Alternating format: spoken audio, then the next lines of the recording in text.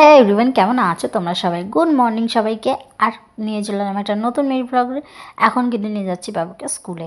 তো একবারে স্কুল থেকে এসে কিন্তু আমি চান করে নিয়েছিলাম। এখন বিকেলবেলা আমি রেডি হয়ে নিয়েছি। দেখো সারাদিন আর সেরমভাবে ভিডিও করা হয়নি, শেয়ার করা হয়নি। এখন কিন্তু রেডি হয়ে আমরা বেরিয়ে পড়েছি। আমরা বলতে কি, সরি বলাটা ভুলেছে, আমি একা।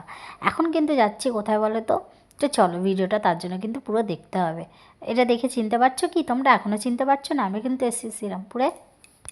শ্রীরামপুরে এসেছি, আমার দিদি আসবে, তাই জন্য আমরা একটুখানি শপিং করবো। আমার দিদির জন্যই আমি এসেছি, ও একটু কেনাকাটা করবে। ও বলছিল তুই কাছেই থাকিস তো আয় না।